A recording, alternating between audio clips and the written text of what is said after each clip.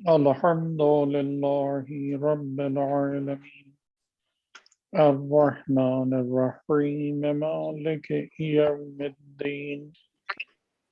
اللهم يا مالك الملك تؤتي الملك من تشاء وتنزع الملك ممن تشاء وتعز من تشاء وتذل من تشاء بيدك الخير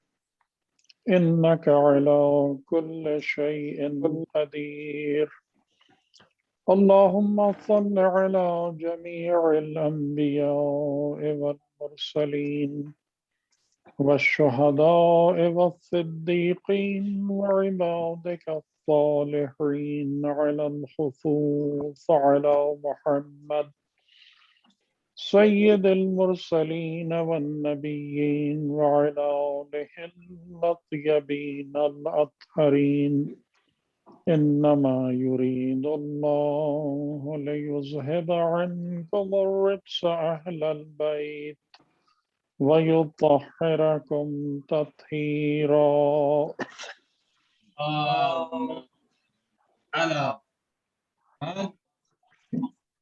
أما بعد فقال الله سبحانه وتعالى في كتابه الكريم ولقد آتينا موسى الكتاب فلا تكن في مرية من لقائه وجعلناه هدى لبني إسرائيل وجعلنا منهم أئمة يهدون بأمرنا لما صبروا وكانوا بآياتنا يوقنون صلوات اللهم صل على محمد وآل ہم جس موضوع پر اپنی گفتگو کو جاری رکھے ہوئے ہیں وہ موضوع معرفت امام حسین علیہ السلام اور اس کی روشنی میں تعمیر کردار۔ اس حوالے سے ہم نے امام حسین علیہ السلام کی سیرت طیبہ کے حوالے سے جس پہلو کو سب سے پہلے اور بنیادی اہمیت کے حوالے سے منتخب کیا وہ امر بالمعروف اور نہی از منکر، اور اس حوالے سے میں نے کل آپ کے سامنے آیہ کریمہ قرآن کریم بھی پڑھی تھی، سورہ آل عمران کی آیت نمبر 110، کہ جہاں پر یہ ارشاد ہو رہا ہے خدا کا کہ امت مسلمہ کے خیر ہونے کی بنیاد یہ ہے کہ وہ معروف کا امر کرتے ہیں اور منکر سے نہیں کرتے ہیں، منکر سے روکتے ہیں، منکرات کو ختم کرتے ہیں۔ اور اس حوالے سے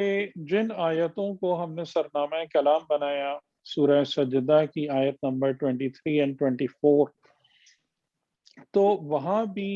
خداوند کریم نے کتاب اور امام کے ایک کمبینیشن کا ذکر کیا ہے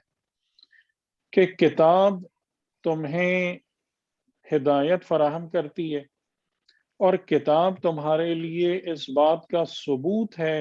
کہ تمہیں اپنے رب سے ملاقات کرنا ہے۔ اس کے ساتھ ساتھ ہی خدا نے تمہارے درمیان ائمہ قرار دیے ہیں، اور ان ائمہ سے استفادہ کرنے، ان سے فائدہ اٹھانے کے لیے دو شرائط بیان کی، ایک صبر ہے اور دوسرا آیات الہیہ پر یقین رکھنا ہے،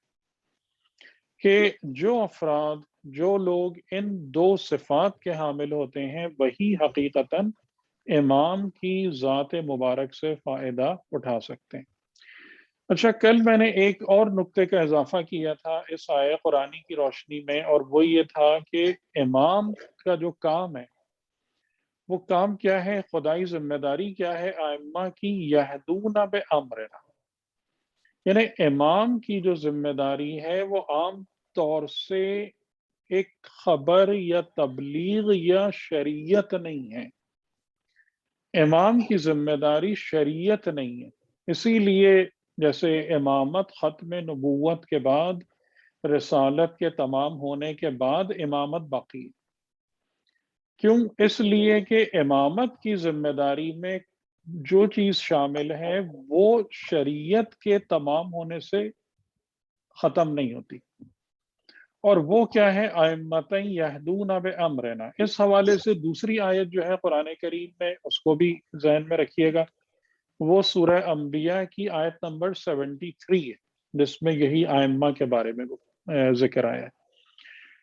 اور وہاں اس سے پہلے حضرت ابراہیم علیہ السلام اور ان کی اولاد کا ذکر آیا ہے، یعنی اسحاق اور یعقوب۔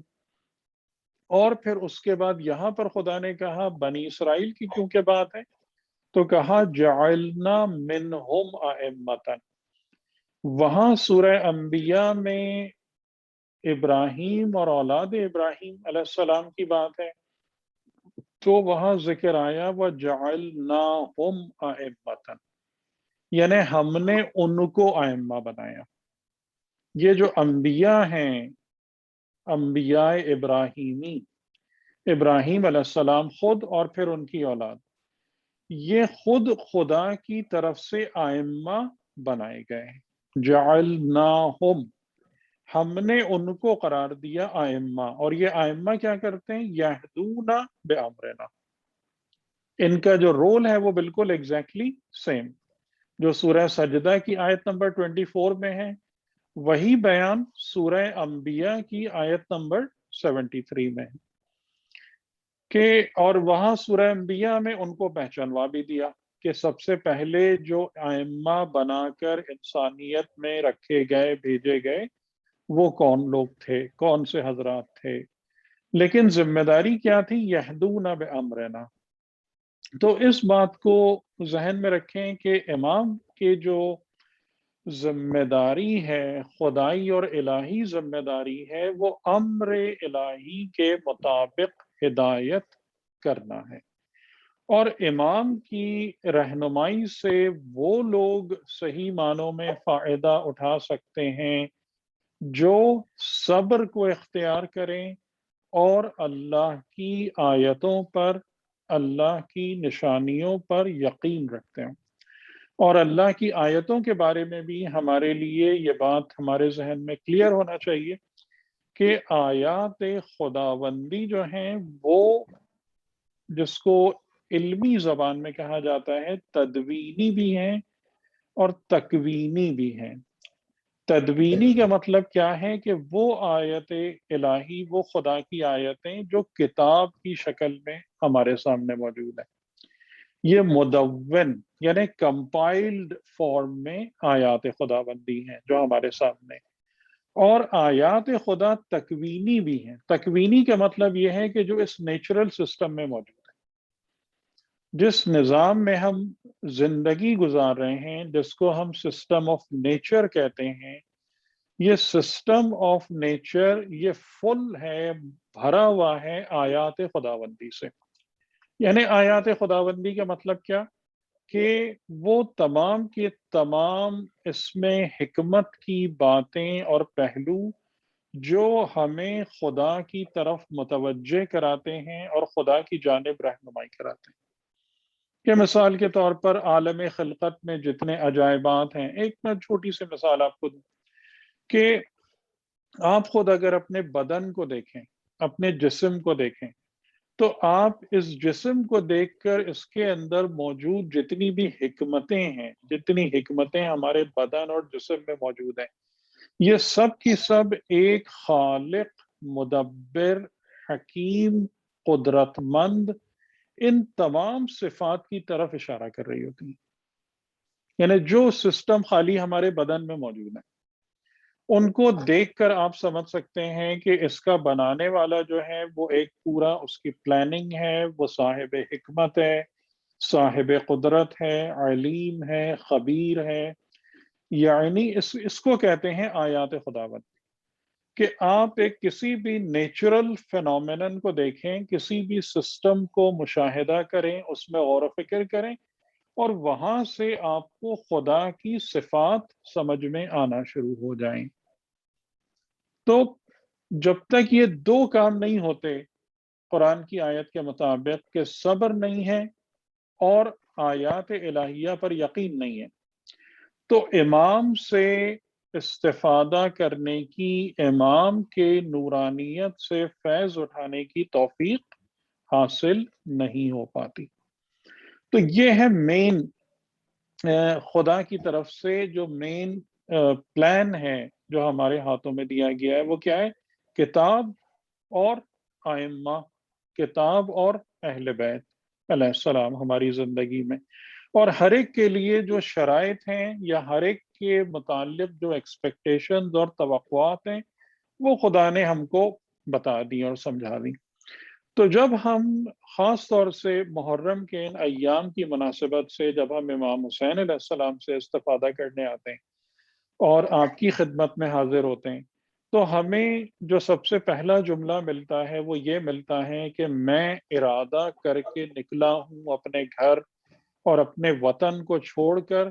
کہ میں اپنے جد کی امت میں اصلاح کروں گا، اور میں امر بالمعروف اور نہی عن المنکر کے فریضے کو انجام دوں گا۔ یہ امام حسین علیہ السلام نے اپنا پالیسی ڈکلیریشن کیا ہے مدینے سے نکلتے ہوئے۔ تو اسی عنوان سے ہم امر بالمعروف اور نہی از منکر کے مختلف پہلوؤں پر غور کر رہے ہیں، اور اس میں سب سے پہلی بات جو ہمیں سمجھ میں آئی ہے وہ یہ ہے کہ امر بالمعروف یعنی نیکی کا اسٹیبلش اور امپلیمنٹ ہونا، نہی از منکر یعنی برائی کا ایلیمنیٹ اور اپروٹ ہونا اور ختم کرنا، اور یہ کام اس وقت تک ممکن نہیں ہو سکتا جب تک نفوس میں تبدیلی نہ آئے، کیونکہ یہ بھی قرآن کریم نے واضح طور پہ بیان فرمایا ہے کہ ان اللہ لا یغیر ما بقوم حتی یغیروا ما بانفسہم، خدا کسی قوم کے حالت میں اس وقت تک تبدیلی نہیں لاتا جب تک کہ جو کچھ ان کے نفوس میں ہے وہ اس میں تبدیلی نہیں لے آتے۔ یعنی اس کا مطلب یہ ہے کہ کسی بھی قوم کی جو انفرادی زندگی ہو یا اجتماعی زندگی ہو، اس کی حالت میں تبدیلی لانے کا بنیادی محرک یا ایجنٹ تبدیلی نفوس ہے اور تربیت نفوس ہے، اور ظاہر ہے کہ تبدیلی بغیر تربیت کے ممکن نہیں ہے۔ تو یہ انتہائی اہم نقطہ ہے سمجھنے والا، اور اسی طریقے سے پھر برائی کے آگے بند باندھنا، برائی کو روکنا۔ تو اس میں جو بات آپ کی خدمت میں مسلسل عرض کر رہا تھا، کیونکہ ہمیں اپنے جب ہم تربیت کی بات کرتے ہیں تو تربیت میں اس بات کو ذہن میں رکھیے گا کہ تربیت خالی بچوں کی نہیں ہوتی، تربیت خالی یوتھ کی نہیں ہوتی، تربیت بچے سے لے کے بوڑھے تک ہر ایک کی ہوتی ہے۔ اس بات کو کبھی بھی اگنور یا نیگلیکٹ کرنے کی ہم کوشش نہ کریں کہ ہم جو ہیں جناب اب ایجڈ ہو گئے ہیں یا سینئر ہو گئے ہیں یا اب ہم کمیونٹی کے، سوسائٹی کے بڑے شمار ہوتے ہیں تو اب ہم تربیت کے دائرہ کار سے باہر نکل گئے۔ یہ بہت بڑی غلط فہمی ہے، اور اگر اس قسم کے خیالات کو ہم انٹرٹین کرنا شروع ہو جائیں تو پھر ظاہر ہے کہ معاشرے کے اندر امپروومنٹ آنے کی گنجائش تقریباً ختم ہو جاتی ہے۔ یہ بات بہت اہمیت کے ساتھ ذہن میں رکھیے گا کہ تربیت سب کی ہونا ہے، کیونکہ ہم میں سے کوئی بھی کامل انسان نہیں ہے، ہم میں سے ہر ایک کو اپنے آپ کو امپروو کرنا ہے، ہم میں سے ہر ایک کو اپنے آپ کو آگے لے کے چلنا ہے۔ اور اگر آپ جس طریقے سے سوسائٹی کی کنفیگریشن ہے اس کو ملاحظہ کریں تو بڑوں اور بوڑھوں کی تربیت بچوں سے زیادہ اہم ہے۔ کیوں؟ اس لیے کہ جو افراد اب والدین بن چکے ہیں یا دادا اور نانا کی پوزیشن پر ہیں، وہ در حقیقت بچوں کے لیے اور جوانوں کے لیے رول ماڈل کا کام انجام دیتے ہیں۔ ان کی زندگیاں ینگر جنریشن کو انسپائر کرتی ہیں لیکن اگر ہم خود ایسے ہو جائیں کہ میری زندگی میں کوئی ایسی چیز ہی نہ ہو جس سے میرے بچے انسپائر ہوں، جو ان کے لیے اگزامپل بنے، نہ میرا کیریکٹر ایسا ہو، نہ میرا اخلاق اس میں یہ خوبی پائی جائے، اور پھر اس کے بعد میں زبانی نصیحتیں کروں بچوں کو اور جوانوں کو، آپ سمجھ سکتے ہیں اس کا کیا اثر ہوگا۔ تو اس حوالے سے جو لوگ ایجڈ ہوتے جا رہے ہیں یا سینئر ایج تک پہنچ رہے ہیں، انہیں اپنی اخلاقی تربیت اور تہذیب اور اپنے اخلاق کے معیار کو بلند کرنا اور کردار کی بلندی اور معیار کو ایگزبٹ کرنا زیادہ ضروری ہے انفیکٹ، کیونکہ آپ کی اولاد آپ کی باتوں سے کم سیکھتی ہے، آپ کی لائف کی ایگزامپل کو سے زیادہ ایبزارب کرتے ہیں بچے۔ جو مثال ہوگی، جو ایگزامپل ہوگی، جو طریقے ہوں گے، وہ زیادہ ایبزارب ہوں گے بچوں کے اندر، نوجوانوں کے اندر۔ تو اس بات کو ذہن میں رکھیں۔ اور دوسری ایک بات جو میں نے پہلے بھی تھوڑا سا ذکر کیا تھا اور پھر اس کا اعادہ کرنا ضروری ہے، کہ جو بھی آپ کا ڈومین ہے سوسائٹی کا، ڈومین کا مطلب یہ کہ جس میں بھی جو بھی ماحول آپ نے بنایا ہوا ہے، اور ظاہر ہے کہ اس جیسی سوسائٹی میں ہم مجبور ہیں کہ ہم اپنا ایک ماحول کریٹ کریں، کیونکہ اوور آل جو سوسائٹی کا ماحول ہے اس میں بہت سارے ایسے مسائل ہیں کہ جو ہمارے لیے قابل قبول نہیں ہے، بہت ساری چیزیں۔ تو ہمیں اور آپ کو اس کے اندر ایک ماحول بنانا پڑتا ہے۔ میرے اس جملے کو یاد رکھیے گا اور تجربہ کر کے دیکھ لیجئے گا۔ جو بھی ظرف یا ڈومین ہے جس کے اندر آپ رہ رہے ہیں یا آپ اپنے بچوں کی تربیت کر رہے ہیں، اگر اس میں ناپاکی ہے، اچھا ناپاکی کا مطلب کیا ہے؟ اب میں امید کرتا ہوں کہ آپ لوگ اس بات کو جو ہم امام حسین علیہ السلام کے ریفرنس سے جو تمام باتیں بیان کر رہے ہیں، کہ آپ اس بات کو سمجھ رہے ہوں گے کہ اصل چیز جس پر توجہ دینا ہے وہ اخلاق کی بلندی ہے، خلق کی بلندی ہے، کردار کی پاکیزگی ہے، بندگی خدا کی کوالٹی ہے، قرآن سے قریب ہونا ہے، معرفت ہے، تزکیہ نفس ہے۔ یہ تمام کی تمام چیزیں پرائمری امپورٹنس رکھتی ہیں،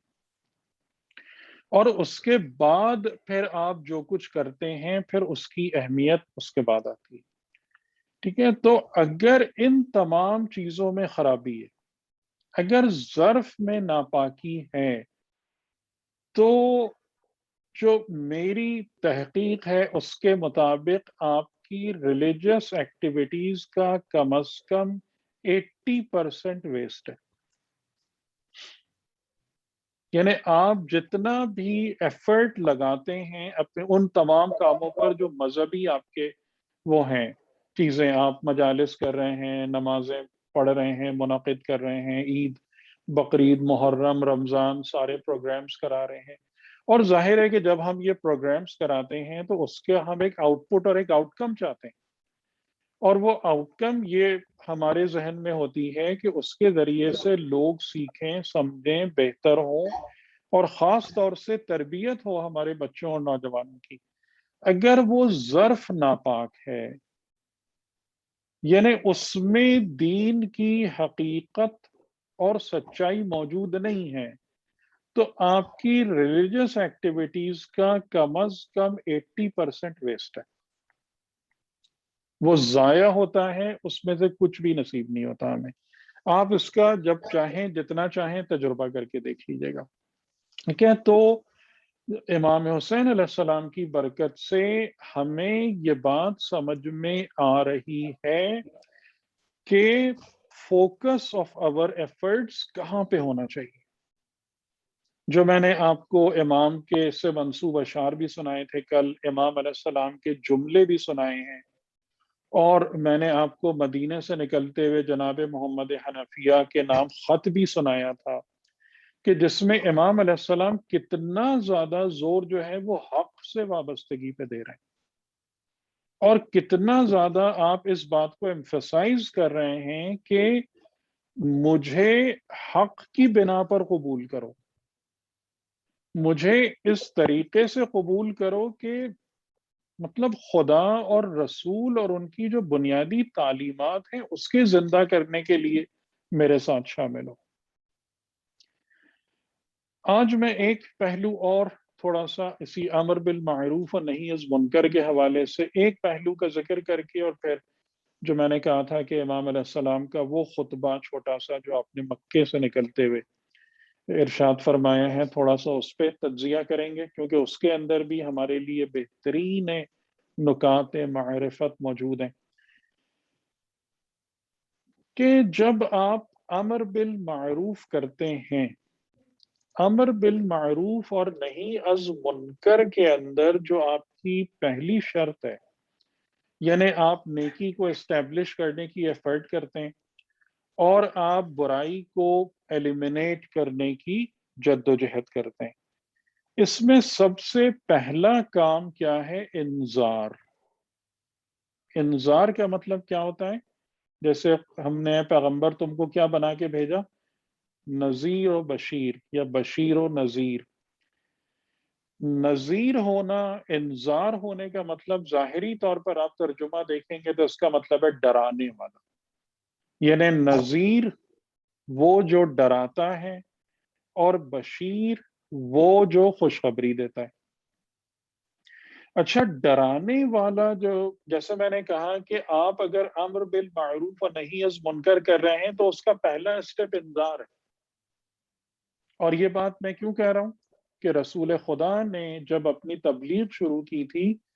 تو ان کو پہلی ہدایت کیا ہوئی تھی؟ وَأَنذِرْ عَشِيرَتَكَ الْأَقْرَبِينَ، سورہ شعراء کی آیت نمبر 214، 214 سورہ شعراء۔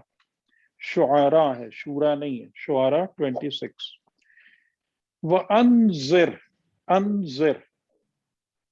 انذار کرو، کس کو انذار کرو؟ اپنے اقربا کو، اپنے قبیلے والوں کو، اپنے قریبی رشتہ داروں کو، اپنے اعزاء اور اقربا کو، ان کو انذار کرو۔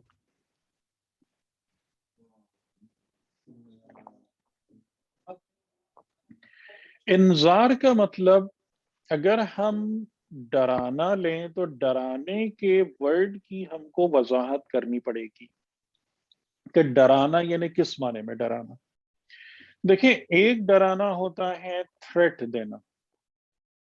تھریٹن کرنا، اور ایک ڈرانا ہوتا ہے وارن کرنا، خبردار کرنا۔ نبی اور امام جب انذار کرتے ہیں، اور جیسا میں نے آپ کو کیا کہا کہ انذار رسالت اور امامت اور امر بالمعروف اور نہی از منکر کی پہلی سیڑھی ہے۔ اور سب سے زیادہ مزے کی بات کیا ہوتی ہے کہ ہماری جتنی تبلیغ ہوتی ہے نا، بہت دفعہ اس میں انذار والا پہلو ہی نہیں ہوتا۔ خاص طور سے یہاں پر آ کے میں اس بات کو ملاحظہ کرتا ہوں کہ ہمارے یہاں جو تبلیغ ہوتی ہے اس میں ہم چاہتے ہیں کہ ہر ایک کو اتنا خوش کریں، اتنا خوش رکھیں کہ اس کو کسی چیز کا جو ہے نا ڈر ہی محسوس نہ ہو، کیونکہ ہمیں یہ لگ رہا ہوتا ہے، خوف آ رہا ہوتا ہے، خود خوف آ رہا ہوتا ہے کہ اگر ہم نے اس کو کوئی ڈر والی بات سنا دی تو وہ دین چھوڑ کے بھاگ جائے گا۔ اور یہاں پر ہماری یوتھ کے یا ہمارے بچوں کے پاس اتنے آلٹرنیٹیوز موجود ہیں کہ پھر اگر ایک دفعہ نعوذ باللہ وہ ہمارے دائرے سے باہر نکل گیا تو دوبارہ پکڑ کے کیسے لیں گے اس کو۔ لیکن دین کے تبلیغ اور امر بالمعروف اور نہی از منکر کی پہلی سیڑھی، پہلا اسٹیپ انذار ہے۔ انذار کا مطلب تھریٹ کرنا نہیں ہے، یعنی انذار کا مطلب یہ نہیں ہے کہ جہنم میں چلے جاؤ گے، آگ میں جل جاؤ گے، قبر میں سانپ بچھو چمٹ جائیں گے، اس کی ضرورت نہیں ہے۔ انذار کا معنی یہ ہے کہ آپ انسان کو ایک لاجیکل وے میں، ایک پراپر وے میں رستے کے خطرات سے آگاہ کریں۔ یعنی بالکل جیسے آپ اگر کسی بھی سفر پہ جاتے ہیں اور وہ سفر کچھ سناٹے یا تنہا یا ایسے رستوں سے گزرتا ہے کہ جہاں پر کوئی خطرہ ہے، تو آپ اپنے آپ کو اس بارے میں ہوشیار رکھتے ہیں یا نہیں رکھتے؟ یا یعنی جیسے اگر کوئی انسان ساؤتھ یا نارتھ پول جا رہا ہے، کسی اونچی ماؤنٹین پہ جا رہا ہے، تو اس کے تمام خطرات کو مد نظر رکھتا ہے یا نہیں رکھتا؟ یہ ایسے ہی اٹھ کے چلا جاتا ہے، اور اگر وہ بغیر اس کے خطروں سے مقابلے کی تیاری کے وہ میدان میں نکل جائے تو لازماً ہلاک ہو جائے گا۔ تو اس بنا پر رسولوں کی اور ائمہ کی بھی، ابھی میں آپ کو ایک ایگزامپل دیتا ہوں اور پھر ہم امام حسین کے واقعات سے ہی متصل ہو جاتے ہیں، کہ ان کی زندگی میں جب وہ لوگوں کی ہدایت اور نصیحت کرتے ہیں تو سب سے پہلے رستے کے خطرات بتاتے ہیں۔ جیسا کہ میں آپ کے سامنے کیا عرض کر رہا ہوں کہ امر بالمعروف اور نہی از منکر آپشن یا چوائس نہیں ہے، یعنی یہ انذار ہے، خبردار رہیے اس بات سے، بی ویئر، بی وارنڈ، کہ امر بالمعروف اور نہی از منکر چوائس نہیں ہے کہ کریں یا نہ کریں۔ اور اس بارے میں امیر المؤمنین علیہ السلام نے واضح طور سے بیان فرمایا ہے کہ اگر تم نے اس کام کو چھوڑ دیا تو اغیار اور دشمن تمہارے سروں پر مسلط ہوں گے، یعنی وہ لوگ تمہارے سروں پر مسلط ہو کر تمہاری حکومت کریں گے، اور جسے کہیں کہ تمہاری ناک میں نکیل ڈال کے ان رستوں پر کھینچ کے لے جائیں گے کہ جو تمہیں بہت ناگوار لگے گا، پھر بہت تکلیف ہوگی۔ تو یہ آپشن نہیں ہے کہ میں کہوں کہ ٹھیک ہے ہم یہ کریں یا نہ کریں، نہ کرو تو یہ بھگتنا پڑے گا، کرو گے تو اس کے فوائد بے انتہا ہیں۔ اس انذار کی ایک ایگزامپل میں آپ کو دیتا ہوں، اور پھر ہم کہ آج میں امید کرتا ہوں کہ تھوڑا سا میں شاید وقت آگے بڑھا سکوں 5-10 منٹ، کہ اس انذار کی ایک مثال خود کربلا میں موجود ہے، کہ امام حسین علیہ السلام کے اگر آپ جملے دیکھیں، آپ کے خطبات دیکھیں، آپ کے کلمات دیکھیں، تو آپ نے ان لوگوں کو جو آپ سے جنگ کرنے آئے تھے، مقابلہ کرنے آئے تھے، مخالفت پر کمر بستہ تھے، ان لوگوں کو بہت انذار کیا ہے، میں بھی نہیں کہوں گا ڈرایا ہے، ٹھیک ہے؟ اس لفظ نذیر کو مد نظر رکھیے گا، نذیر یعنی جو حقیقتاً ڈینجر سے، خطرات سے آپ کو آگاہ کرتا ہے، وہ کوئی بد دعا نہیں دے رہا ہوتا، وہ کوئی لان تان نہیں کر رہا ہوتا جو معصوم ہے، بلکہ وہ جو بھی حقیقی خطرات ہیں ان سے آگاہ کر رہا ہوتا ہے۔ اس کی ہمارے سامنے ایک بہت واضح مثال کس کی ہے؟ عمر ابن سعد ابن ابی وقاص کی ہے، کہ یہ شخص جیسا میں نے کہا کہ بہت ہی عجیب و غریب پرسنالٹی ہے، کیونکہ یہ اپنے حسب نسب کی بنا پر خاندان رسالت سے قریب تھا۔ سعد ابن ابی وقاص رسول خدا کے بہت مشہور صحابی، اور اہل سنت کے مطابق عشرہ مبشرہ میں ان کا نام ہے، یہ ان کا بیٹا ہے، یہ کوئی ایسا شخص نہیں ہے کہ جو خاندان رسالت کو نہ جانتا ہو، نہ پہچانتا ہو، اس نے نہ دیکھا ہو، آل رسول سے پتہ ہی نہ ہو کہ کون ہے۔ تو عجیب پیراڈاکسیکل پرسنالٹی ہے، لیکن ایک اتنا عجیب، آپ کہہ لیں ظاہر ہے کہ اس کے لیے تو بدبختی اور تباہی ہے، لیکن ہمارے لیے ایک نصیحت کا پہلو ہے یہاں پہ بہت زیادہ،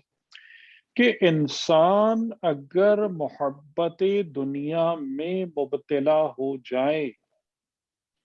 دنیا کی مال اور جائیداد کی ہوس اور ہرس اگر انسان کے دل و دماغ پر قبضہ کر لے تو انسان کیا کچھ کر گزرتا ہے، سب کچھ جاننے کے باوجود۔ یعنی یہاں زور کس بات پر ہے؟ سب کچھ جاننے کے باوجود، با معرفت ہونے کے باوجود، اگر میں یہ جملہ کہوں تو غلط نہیں ہے، کہ اسے معرفت تھی، لیکن جیسا کہ ابن زیاد نے، بنو امیہ نے اس کے سامنے چارہ کیا ڈالا؟ رے کی حکومت، کہ حسین کا کام ختم کرو، جاؤ جنگ کرو، کیونکہ ابن زیاد جب امام حسین علیہ السلام آگے بڑھ رہے تھے اور آپ پیچھے نہیں ہٹے، یعنی ایون جناب مسلم ابن عقیل اور ہانی کی شہادت کی خبر سننے کے بعد بھی، جیسا کل میں آپ کی خدمت میں عرض کر رہا تھا نا کہ آپ نے منزل زبالہ پر جب آپ کو باقاعدہ خط مل گیا جس میں لکھا ہوا تھا کہ یہ شہادتیں کوفے میں واقع ہو چکی ہیں، تو اس وقت آپ نے جتنے لوگ آپ کے ساتھ تھے ان سب سے یہ بات کہی تھی کہ ہم جو کچھ سوچ کر مکے سے نکلے تھے اب وہ چیز نہیں رہی ہے، اب میرے ساتھ صرف وہ لوگ چلیں جو تیر اور تلوار کی شدت اور حرارت کا مقابلہ کرنے کی تاب اور طاقت رکھتے ہیں، اب اس کے علاوہ میرے پاس کچھ نہیں بچا ہے، اب میرے پاس اس سے زیادہ کچھ نہیں۔ اور آپ مسلسل بار بار اس بات کا ذکر فرما رہے ہیں، اور بیچ میں ایسے واقعات بھی ہیں کہ جس میں ایک مقام پر آپ کو کیا ہوتا ہے، اونگ سی آ جاتی ہے، آپ گھوڑے پر موجود ہیں، گھوڑے کی پشت پر ہیں، ذرا تھوڑے سے وقفے کے لیے اونگ آ جاتی ہے اور آپ بیدار ہو کے پڑھتے ہیں انا للہ و انا الیہ راجعون، علی اکبر آپ کے ساتھ ہیں۔ پوچھتے ہیں بابا جان یہ کلمہ استرجاع کیوں کر زبان پر آیا؟ تو آپ نے فرمایا کہ میں نے ابھی جو مجھے یہ نیند کی حالت آئی تو اس میں نے کسی ہاتف غیبی کو صدا دیتے ہوئے سنا کہ یہ قافلہ آگے بڑھ رہا ہے اور ان سے زیادہ تیز رفتاری سے موت ان کی طرف حرکت کر رہی، موت ان کی طرف آ رہی۔ تو جناب علی اکبر کہتے ہیں کہ بابا جان کیا ہم حق پر نہیں ہیں؟ تو آپ نے فرمایا یقیناً ہم حق پر ہیں۔ تو انہوں نے جواب دیا کہ پھر ہمیں، یہ علی ابن ابی طالب علیہ السلام کا جملہ ہے تقریباً ایسے، کہ اگر ہم حق پر ہیں تو پھر ہمیں اس کی کیا پرواہ کہ موت ہم سے آ ملے یا ہم موت سے ملاقات کر لیں، پھر ہمارے لیے کیا خطر ہے اس بات کا۔ تو امام علیہ السلام نے دعا دی اور کلمات خیر جاری کیے۔ تو بہرحال یعنی کہ یہ جو عمر سعد کی مثال ہے کہ اس کو رے کی حکومت کا چارہ ڈالا گیا اس کے سامنے۔ شروع میں عمر سعد کے پیروں تلے سے زمین نکل گئی یہ بات سن کے کہ جاؤ اور حسین کو قتل کرو، حسین کا کام ختم کرو۔ اس نے بڑی منت سماجت کی،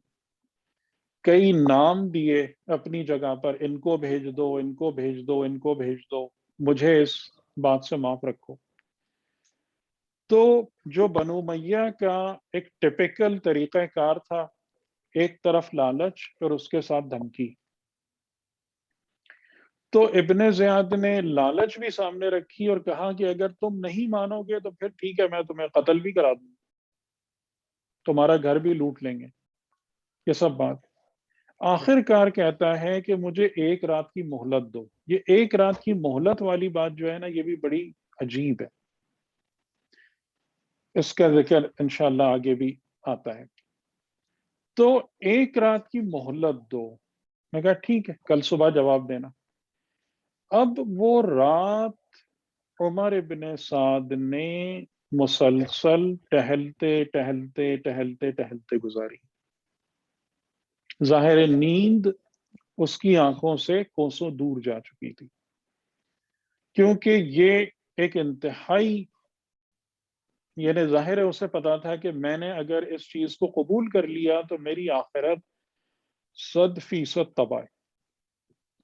اور ایک جملہ جو میں نے تاریخ کربلا میں جب مقتل پڑھتے ہوئے دیکھا ہے جو بہت زیادہ آتا ہے کہ مختلف لوگ ایک جملہ بہت کہتے ہیں کہ ہمیں رسول خدا کی شفاعت کی جو امید ہے وہ حسین ابن علی کے ساتھ کسی بھی بدسلوکی کی وجہ سے وہ ختم ہو جائے گی۔ یہ جملہ بہت لوگوں نے کہا ہے، یعنی ہم اگر مسلمان ہیں تو ہم مسلمان ہونے کی بنا پر رسول خدا کی شفاعت کے امیدوار ہیں کہ آپ قیامت کے دن ہماری شفاعت فرمائیں گے اور ہم آپ کی شفاعت کی برکت سے بہشت میں جائیں گے۔ لیکن اگر ہم نے نواسہ رسول پہ ہاتھ ڈال دیا یا ان کے ساتھ کوئی غلط ایکٹیویٹی کی تو ہم اس شفاعت سے محروم ہو جائیں گے۔ اور ایک واقعہ اور بھی ہے کہ اس کا ایک کزن تھا عمر ابن سعد کا، اس نے بہت شدت سے عمر ابن سعد کو روکا ہے۔ جب اس نے اپنے گھر والوں سے مشورہ کیا ہے اس نے بہت شدت سے روکا ہے، اور یہ بات کہی ہے کہ بلکہ ایک واقعہ بھی سنایا ہے کہ امام علی علیہ السلام نے یا کس نے، یہ امام علی علیہ السلام نے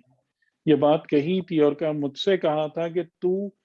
ایک دن میرے بیٹے کے قاتل کے ساتھ ہوگا۔ اس نے کہا مجھے لگ رہا ہے کہ اب یہ وہی وقت آ گیا کہ تم اب اس کام کو کرنے جا رہے ہو جو تمہاری دنیا اور آخرت سب تباہ کر دے گا۔ اور اس بندہ خدا کی زبان ابن زیاد نے کٹوا دی تھی اس نصیحت کرنے کی بنا پر۔ بہرحال عمر سعد کو شیطان نے جو راہ دکھائی، کیونکہ آپ ہمیشہ سورہ ناس سے استفادہ ضرور کیا کیجئے روزانہ، من شر الوسواس الخناس الذی یوسوس فی صدور الناس، یہ جو خناس ہے نا یہ انسان کے بس سمجھ لیں کہ وجود کے ساتھ ساتھ لگا رہتا ہے۔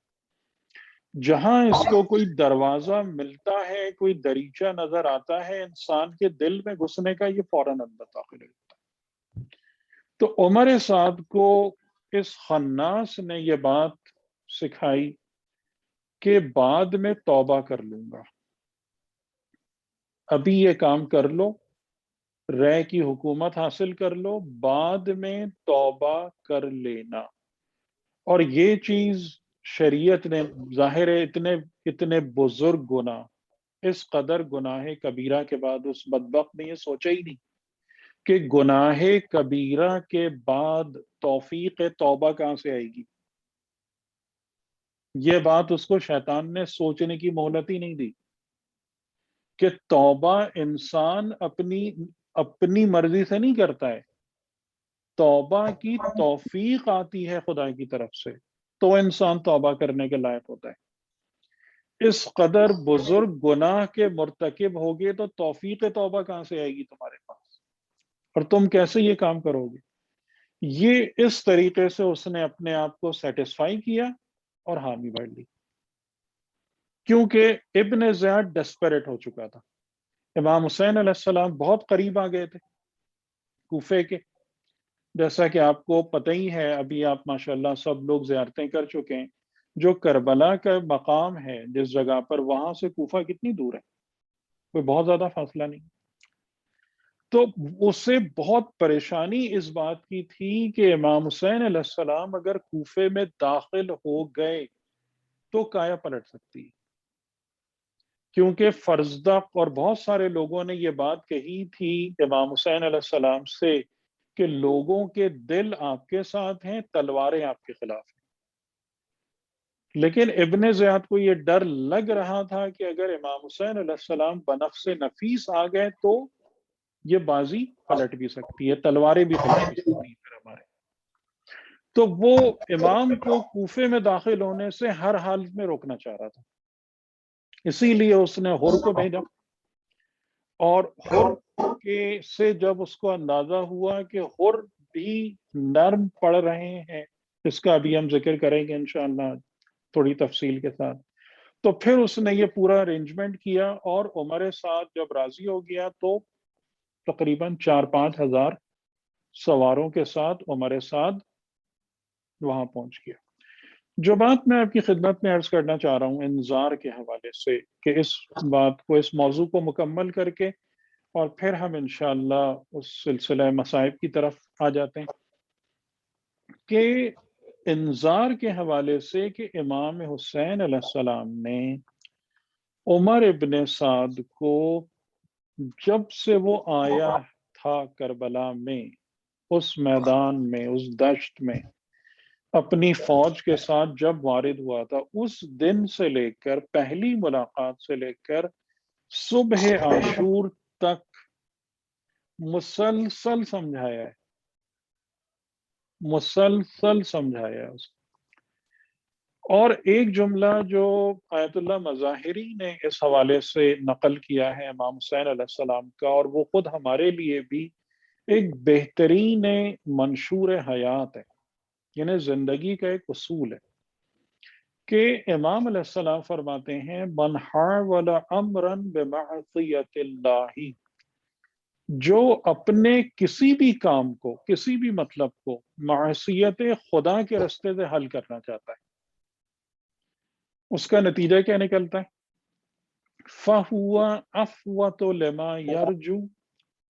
جس بات کی امید لگا کے بیٹھا تھا کہ یہ ملے گی، وہ چیز اس سے فوت ہو جائے گی، رخصت ہو جائے گی۔ وَأَسْرَعُ لِمَا يَحْذَرُ، اور جس سے ڈر رہا تھا انتہائی تیزی سے اسی کی طرف بڑھے گا۔ یہ بات واضح ہو رہی کہ دو چیزیں جو ہیں اس کو نصیب ہوں گی، کہ جو بھی اپنا کام معصیت خدا سے کرنا چاہے گا، حاصل کرنا چاہے گا، پہلا تو یہ کہ جس کی امید لگائے بیٹھا تھا وہ اس سے فوت ہو جائے گی، اور جس سے ڈر رہا تھا اس کی طرف انتہائی تیزی سے بڑھے گا۔ اور یہ امام علیہ السلام نے عمر سعد کو سمجھائی کہ تمہارے ساتھ کیا ہوگا، کہ نہ صرف یہ کہ تمہیں رے کی حکومت نہیں ملے گی جس کے تم امیدوار ہو، بلکہ تم اس تباہی اور بربادی اور ذلت و خواری سے دوچار ہو جاؤ گے کہ جس سے تم ہمیشہ ڈرتے رہے ہو، جس سے خوفزدہ ہو۔ اس کو کہتے ہیں انذار، یہ ہے نذیر۔ تو امر بالمعروف اور نہی از منکر کا پہلا اسٹیپ کیا ہے؟ Be warned of all the threats in our way, کہ جو بھی ہمارے رستے کے خطرات ہیں، جہاں جہاں پر بھی ہمارے لیے گڑھے سمجھ لیں کہ حالات نے، واقعات نے، شیاطین نے بنا کے رکھیں، ان سے خبردار ہونا۔ یہ عمر سعد کو یعنی بظاہر اب جو ایک جملہ نقل کیا جاتا ہے صبح عاشور کا یا 9 محرم کا، کہ امام حسین علیہ السلام جب عمر سعد کو سمجھا کر، مطلب جسے کہتے ہیں نا ایک انسان کی حد ہو جاتی ہے، تو آپ نے اس سے کہا کہ میں امیدوار ہوں کہ تجھے رے کی گندم نصیب نہیں ہو، کہ تمہیں رے کی گندم نصیب نہیں ہوگی، یعنی تم وہاں نہیں جا پاؤ گے۔ تو وہ جواب کیا دیتا ہے؟ وہ جواب یہ دیتا ہے کہ کوئی بات نہیں، میں جو سے کام چلا لوں گا۔ یعنی اس میں استہزاء بھی ہے، اس میں طعن بھی ہے، اس میں طنز بھی ہے، کہ رفتہ رفتہ رفتہ کر کے، کہ ابھی محرم کی ابتدائی 3-4 تاریخ کو اسے ڈر لگ رہا تھا امام حسین کے مقابلے میں جا کے کھڑے ہوتے ہوئے، لیکن دنیا کی لالچ اور ہوس نے اس پر غلبہ کیا، وہ اس کام پر راضی ہوا، اور اب وہ آہستہ آہستہ کس مقام پر پہنچ گیا کہ امام حسین علیہ السلام کی خیرخواہی کے جواب میں آپ پر طنز کر رہا ہے، اور صبح عاشور اپنی فرما برداری کا یقین دلانے کے لیے کہہ رہا ہے کہ اے لشکر والوں، اس بات کے گواہ رہنا کہ حسین کے لشکر کی طرف یا حسین کی مختصر سی فوج کی طرف پہلا تیر میں نے پھینکا ہے۔ اور یہ بھی ہے کہ یہی وہ بدبخت تھا کہ جس نے خیام حسینی کو بھی آپ کی شہادت کے بعد لوٹنے کی جسارت کی تھی۔ کہاں سے کہاں پہنچتا ہے انسان۔ یہ ایک عجیب و غریب مثال ہے کربلا کی، اور جو امام حسین علیہ السلام کا وہ جملہ ہے وہ بھی اس کے ساتھ چسپاں کرنے کی ضرورت ہے، کہ جو بھی اپنی زندگی کا کوئی بھی کام معصیت خدا سے نکالنا چاہتا ہے، اس کو دو چیزوں کا سامنا کرنا پڑتا ہے۔ اب یہ انذار کا مطلب کیا ہوا کہ امام حسین علیہ السلام نے زندگی کی ایک حقیقت بیان کی، یہ ڈر ہے، یہ وارننگ ہے، لیکن یہ بد دعا نہیں ہے۔ یہ کسی کے لیے وہ جملے نہیں ہے کہ تجھے ایسا ہو جائے، جو یعنی بد دعا کا کیا مطلب ہوتا ہے کہ جو لوگ اپنے دل کی بھڑاس نکالتے ہیں۔ معصوم اس مقام سے بہت بلند ہے۔ تو اس نقطے کو عمر سعد کے حوالے سے ذہن میں رکھیے گا، یاد رکھیے گا کہ امر بالمعروف و نہی از منکر کی اہم ترین جو ریکوائرمنٹ ہے اور شرط ہے وہ انذار، یعنی انسان اپنی زندگی کے رستے میں جو تباہ کرنے والے جو خطرات ہیں ان سے ہوشیار اور خبردار ہے، کہ جس طریقے سے کہ ائمہ علیہ السلام نے بھی یہ باتیں کی اور امام حسین علیہ السلام نے بھی ان تمام چیزوں کو مد نظر رکھا اور لوگوں کے سامنے اس کو اجاگر کیا۔ آج کی حد تک اب جیسا کہ وقت کے حوالے سے جو مجھے نظر آ رہا ہے کہ دامن وقت میں گنجائش تھوڑی رہ گئی ہے، لیکن اگر جو دو باتیں میں نے آپ کی خدمت میں عرض کی ہیں، اگر آج کی حد تک آپ ان دو باتوں کو بھی یاد رکھ لیں تو انشاءاللہ ہمارا وقت اچھا اس کا مصرف نکل آئے گا۔ کہ پہلی بات میں نے آپ کی خدمت میں کیا عرض کی تھی کہ امر بالمعروف و نہی از منکر کی ریکوائرمنٹ یہ ہے کہ سب سے پہلے آپ اپنے ظرف کو پاک کریں۔ جس ظرف میں آپ زندگی گزارتے ہیں اور جس ظرف میں آپ تربیت کرتے ہیں اپنے بچوں اور جوانوں کی، اور ظرف کی پاکیزگی کا مطلب کیا ہے کہ اس میں بندگی، حسن خلق، پاکیزگی کردار، تزکیہ نفس، ان تمام چیزوں کو ڈالیں۔ کہ جیسے میں نے آپ کو امام حسین علیہ السلام کے جملے اشعار بھی پڑھ کے سنائے تھے کہ میں بلندی کی طرف جا رہا ہوں، کن چیزوں کو استعمال کرتے ہوئے؟ بحسن خلیقت والعلو ہمت، حسن خلق کے ذریعے سے، یعنی یہ حسن خلق ہے جو انسان کو بلند کرتا ہے۔ قرآن کریم کیا کہتا ہے؟ ان اکرمکم عند اللہ اتقاکم، تمہیں اگر خدا کی بارگاہ میں کرامت حاصل کرنا ہے تو اپنے تقوی پہ محنت کرو، اپنے تقوی کی کوالٹی کو زیادہ سے زیادہ اوپر لے جاؤ۔ اور دوسری بات یہ کہ جہاں بھی زندگی میں جو کچھ بھی قرآن میں، اہل بیت میں، معصوم کے کلمات میں جہاں جہاں بھی ڈر والی بات سنائی گئی ہے، جہاں بھی ہمیں خطرات سے آگاہ کیا گیا ہے، ان کو بہت زیادہ سیریس لینے کی ضرورت ہے۔ اس کو سرسری نہیں گزر جائیے وہاں سے، اس کو کیجول وے میں نہ لیں۔ وہ لاز آف نیچر ہیں، وہ خدائی قوانین ہیں کہ جو قرآن اور اہل بیت نے ہم کو بتائیں کہ یہ جو امام حسین علیہ السلام کی زبان مبارک سے یہ جملہ جو عمر سعد کے حوالے سے میں نے آپ کو سنایا، یہ قانون قدرت ہے کہ یہ صرف عمر سعد کے لیے نہیں ہے۔ ہر وہ انسان جو اپنی زندگی میں کوئی بھی کام معصیت خدا کے رستے سے حل کرنا چاہے گا، وہ ان دو چیزوں سے دوچار ہو جائے گا۔ اس کے انجام میں یہ دو باتیں آ جائیں گی کہ جو امید لگائے بیٹھا تھا وہ تو ہاتھ سے جائے گا ہی جائے گا، لیکن جس کا ڈر تھا اسی میں جا پڑے گا، اسی کی طرف جائے گا، حرکت کرے گا تیزی۔ تو ان تمام باتوں کو ہمیں اپنے جو ہماری کیریکٹر بلڈنگ ہے ود دا ہیلپ آف امام حسین، کیونکہ ہم زیارت عاشور میں یہی دعا مانگتے ہیں نا کہ اللہم اجعلنی عندک وجیہا بالحسین علیہ السلام، کہ اے خدا ہمیں اپنی بارگاہ میں وجیح قرار دے دے، یعنی ہمارے چہرے کو نورانی کر دے، ہمیں ایسا بنا دے کہ ہم تیری بارگاہ میں جب آئیں تو منہ دکھانے کے قابل، ہماری شکل نورانی ہو، نہ کہ نعوذ باللہ نحوست والی. اور یہ کام کیسے ہو؟ حسین کی برکت سے ہو. تو یہی وہ برکتیں ہیں امام حسین علیہ السلام کی کہ جو ہماری زندگی میں وہ مشعلیں روشن کرتی ہیں جن سے ہمیں زندگی کی راہ اور رستہ بہتر دکھائی دینا شروع ہو جاتا ہے.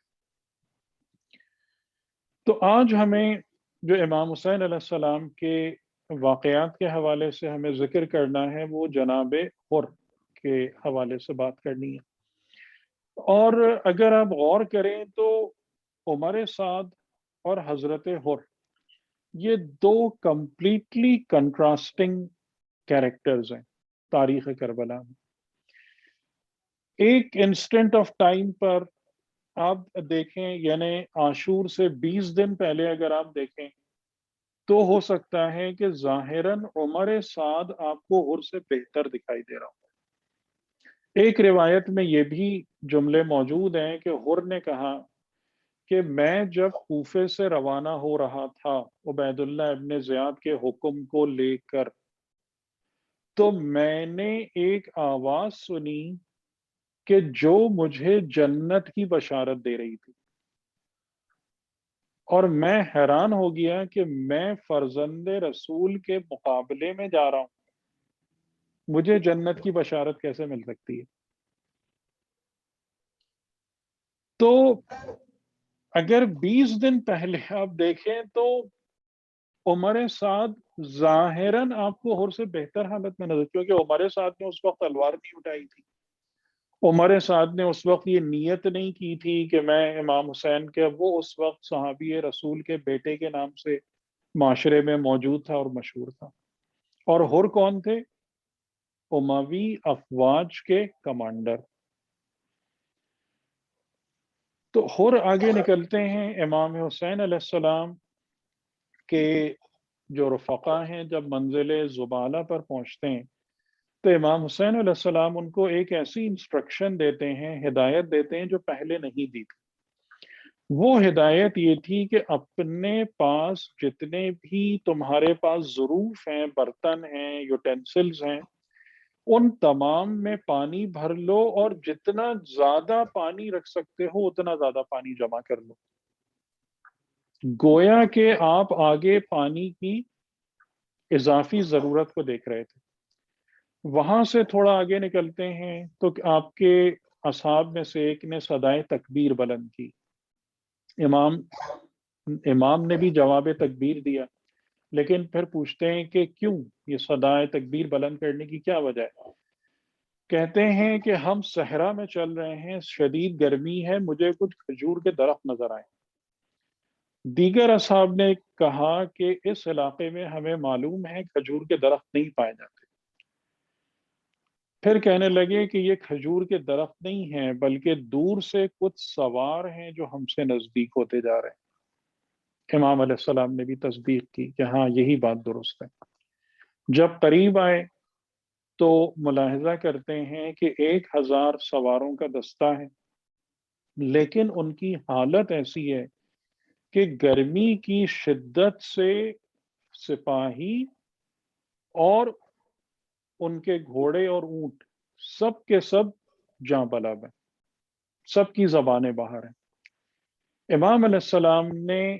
کچھ بھی نہیں پوچھا، کوئی سوال نہیں کیا، وہ حکم دیا کہ ان سب کو پانی پلاؤ. اور اس بارے میں کئی واقعات ہیں کہ آپ نے کس قدر مہربانی سے کیسی خبرگیری کی. بہرحال اس سے بات طولانی ہو جائے گی. ان کو پانی سے سیراب کیا. جب ان لوگوں نے پانی پی لیا تو پتہ چلا کہ ان کے جو سپہ سالار ہیں، ان کا کمانڈر ہے حر ابن یزید ریاحی، اور بس علیک سلیک ہوئی، سلام ہوا، اور پھر امام علیہ السلام کے اصحاب اپنی طرف اور وہ ایک طرف. اس کے بعد نماز ظہر کا وقت آتا ہے. امام علیہ السلام حجاج ابن مسروق اپنے ایک صحابی کو حکم دیتے ہیں اذان کہو. جب وہ اذان دیتے ہیں تو اذان کے بعد امام علیہ السلام ایک ایسی جگہ پر جا کر کھڑے ہو جاتے ہیں جو دونوں لشکروں کے درمیان کی جگہ ہے. اور آپ ان کو مخاطب کر کے کہتے ہیں کہ اے کوفے کے سپاہیوں، اے کوفے کے لوگوں، میں تمہارے پاس خود سے چل کر نہیں آیا ہوں، بلکہ تم نے پے در پے مجھے خطوط بھیجے ہیں، مجھ سے درخواست کی تھی، مجھ سے یہ کہا کہ ہم بغیر امام کے ہیں، آپ اگر ہمارے پاس آئیں گے تو ہمیں رہبری اور ہدایت نصیب ہوگی۔ میں تمہاری اس پکار کے جواب میں کوفے تک آیا ہوں، لیکن اگر تم مجھے قبول نہیں کرتے تو مجھے بتا دو، میں کسی اور طرف چلا جاؤں گا، کہیں اور چلا جاؤں۔ ان لوگوں نے کوئی جواب نہیں دیا۔ امام علیہ السلام نے کہا اقامت کہو، اور پھر اقامت کے بعد حر سے پوچھا کہ کیا تم ہمارے ساتھ نماز پڑھو گے یا الگ نماز پڑھو گے؟ اس نے کہا نہیں، ہم آپ کے پیچھے نماز پڑھیں گے۔ اس کے بعد پھر وہ بیٹھ گئے۔ پھر تھوڑی دیر بعد نماز عصر کے بعد امام علیہ السلام نے دوسرا خطبہ دیا، اسی طریقے سے دونوں کے بیچ میں جا کے، اور آپ نے فرمایا کہ تمہیں یہ بات معلوم ہونا چاہیے کہ جس بنو امیہ کی تم نوکری کر رہے ہو، ہم اہل بیت خاندان رسالت ان سے کہیں زیادہ حقدار و سزاوار ہیں حکومت کے، لیکن اگر تم کو یہ بات سمجھ میں نہیں آ رہی ہے اور پھر بھی تم ہماری دشمنی پر کمر بستہ ہو تو ہم کہیں اور چلے جاتے ہیں۔ اور پھر آپ نے اپنے لوگوں کو، اپنے اصحاب کو حکم دیا اپنی سواریوں پر سوار ہو، محملوں کو تیار کرو، جو مخدرات عصمت و طہارت ہیں سفر کے لیے آمادہ کرو اور یہاں سے کوچ کرو۔ اس وقت حر آگے بڑھ کر امام حسین علیہ السلام کی سواری کے لگام پر ہاتھ ڈال۔ امام علیہ السلام کا وہ جملہ جو بظاہر بہت عجیب ہے، اے حر تیری ماں تیری عزا میں بیٹھے، اے حر تیری ماں تیری عزا، یعنی کہ تیری موت کی عزا میں تیری ماں بیٹھے، تو کیا چاہتا ہے؟ یہ جملے امام کی زبان مبارک سے نکل کر حر کے کانوں تک پہنچے ہیں۔ حر کے چہرے کا رنگ سرخ ہو گیا، جیسے انتہائی شدید غیظ و غضب کو ضبط کرنے کی کوشش کر رہا ہو، اور اس نے اپنی نظریں جھکا لی، اور تھوڑی دیر کے بعد پھر سر اٹھا کے کہتا ہے کہ اے فرزند رسول، اگر آپ کی جگہ کسی اور نے یہ جملے مجھ سے کہے ہوتے تو میں اس کو جواب دیتا، لیکن آپ کی والدہ گرامی کے لیے میرے پاس سوائے کلمات خیر کے اور کوئی دوسرے کلمات نہیں ہیں۔ تو جیسا کہ اکثر ان تمام مصائب کے مقامات پر جب ہم پہنچتے ہیں تو ہمیں یہ بات سمجھ میں آتی ہے کہ امام حسین علیہ السلام در حقیقت حر کے اندر چھپے ہوئے انسان کو بیدار کر رہے تھے، کہ جب آپ حر سے سوال کرتے ہیں کہ ہمارے ساتھ نماز پڑھو گے یا الگ نماز پڑھو گے، یا جب آپ حر سے یہ کہتے ہیں کہ تیری ماں تیری عزا میں بیٹھے، تو ان جملوں کے کہنے سے حر کے قلب پر جو برف جمی ہوئی تھی وہ پگھلنا شروع ہوئی ہے، اور حر نے اس بات کا احساس کرنا شروع کیا ہے کہ معاملہ حقیقت میں ہے کیا۔ اس کے بعد حر امام سے کہتے ہیں کہ میری یہ ماموریت نہیں ہے کہ میں آپ سے جنگ کروں، تو میں آپ سے جنگ نہیں کروں گا، اور آپ سے جنگ کرنا یقیناً اپنی آخرت کو تباہ کرنا ہے، میں یہ کام نہیں کروں گا، لیکن میری ماموریت یہ ہے کہ آپ سے یا تو بیعت کا اقرار لوں، اور اگر آپ بیعت کا اقرار نہیں کرتے ہیں تو پھر میں آپ کو عبید اللہ ابن زیاد کے پاس لے چلوں۔ امام علیہ السلام نے فرمایا ان دونوں میں سے کوئی بات ممکن نہیں ہے، ان دونوں میں سے کوئی بات ممکن نہیں ہے جو تم چاہ رہے ہو۔ حر کہتے ہیں کہ آپ نے جس رستے کا انتخاب کیا ہے اس رستے میں سوائے موت کے کچھ بھی نظر نہیں آ رہا ہے، یعنی آپ جانتے بوجھتے اس رستے پر چل رہے ہیں کہ جس رستے میں قتل ہے اور موت ہے۔ امام علیہ السلام نے اس کے جواب میں کچھ اشعار پڑھے، 2 جملے ارشاد فرمائے۔ میرے پاس وقت نہیں ہے، کاش کے وقت ہوتا تو میں وہ آپ کو وہ عربی سناتا، اس کے لطائف پر کچھ بات کرتا۔ امام نے فرمایا، اے حر، کیا تو مجھے موت سے ڈراتا ہے؟ یقیناً تیرے پھینکے ہوئے تیر نے خطا کی ہے، تاشا سہموں کا، تو نے جو تیر پھینکا ہے مجھے موت سے خوفزدہ کرنے کے، یہ تیر نشانے پہ نہیں لگا۔ اور آپ نے 3 اشعار پڑھے ہیں جن میں سے 2 میں آپ کی خدمت میں سناؤں کہ سأمضی وما بالموت عار علی الفتى، میں یقیناً اسی رستے پہ جاؤں گا جس رستے پر مجھے جانا ہے، کیونکہ جوان مرد کے لیے موت میں کوئی شرمندگی نہیں، کوئی آر نہیں، جبکہ اس کا رستہ حق ہو اور وہ اللہ کا فرما بردار ہو کر جہاد کر رہا ہو۔ یہ وہ انسان ہے کہ جو خدا کے صالح بندوں سے اپنے رشتے کو مضبوط کرتا ہے اپنی جان کو قربان کر کے، اور ان لوگوں سے کہ جو ہلاک ہیں اپنا رستہ جدا کر لیتا ہے، اور جو مجرمین ہیں ان کی مخالفت کرتا ہے۔ یہ اشعار آپ نے پڑھیں، آپ آگے چلیں۔ حر نے پہلے آپ کو جانے دیا ہے، لیکن تھوڑی دیر بعد ان کے سپاہیوں نے آ کر دوبارہ آپ کو گھیر لیا، اور امام نے پوچھا کہ کیا وجہ ہے؟ کہتا ہے کہ عبید اللہ ابن زیاد کی طرف سے یہ لوگ آئے ہیں، اس کا جاسوس ہے جو مجھ پر مقرر ہے، اور اس کی ذمہ داری یہ ہے کہ اس بات کو دیکھے کہ میں اس کے حکم کی تعمیل کرتا ہوں یا نہیں۔ اب میں بے بس ہو چکا ہوں۔ اس وقت پھر امام علیہ السلام نے نینوا میں اپنے خیمے ڈلوا دیے۔ آپ نے یہ بات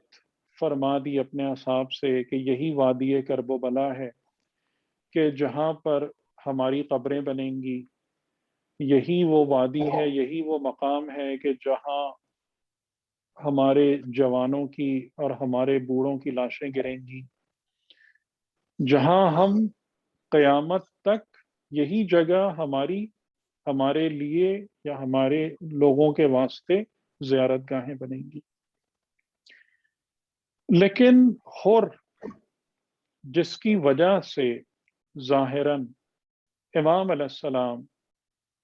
نینوا کی وادی میں اس دشت میں قید ہو گئے، اور پھر اس کے بعد 2 دن بعد عمر سعد اپنے 5000 سپاہیوں کو لے کر پہنچ گیا۔ اس کے بعد شمر لعین کئی ہزار سپاہیوں کے ساتھ آ گیا 9 محرم کو، یعنی کم از کم بھی 12,000 سپاہی تھے کہ جنہوں نے امام حسین علیہ السلام کے اس مختصر سی جماعت، کیونکہ اس کو فوج یا لشکر کہنا ممکن نہیں ہے، اس مختصر سی جماعت کو اپنے گھیرے میں لے لیا تھا۔ جب شب عاشور آتی ہے تو شب عاشور ایک طرف امام حسین علیہ السلام کے اصحاب آپ سے اپنی بے مثل وفاداری کا یقین دلا رہے ہوتے ہیں، اور دوسری طرف وہ رات ہے کہ جو ایک رات کی مہلت شاید امام حسین علیہ السلام نے حر کو دی، کہ جب آپ نے کہا کہ جنگ کو 1 دن کے لیے اور مؤخر کر دو، تو جیسے ایک رات کی مہلت عمر سعد نے لی تھی کہ جس نے اسے جہنم میں پہنچا دیا، اسی طریقے سے امام حسین علیہ السلام نے ایک رات کی مہلت حر کو دی تھی کہ جس ایک رات کی غور و فکر نے حر کو جنت میں پہنچا دیا جہنم سے۔ اور جب صبح کا وقت آتا ہے تو کچھ لوگوں نے حر کو دیکھا کہ عجیب عالم ہے، ساری رات سویا نہیں ہے، شکل پر ایک عجیب وحشت سی طاری ہے۔ پوچھتے ہیں، حر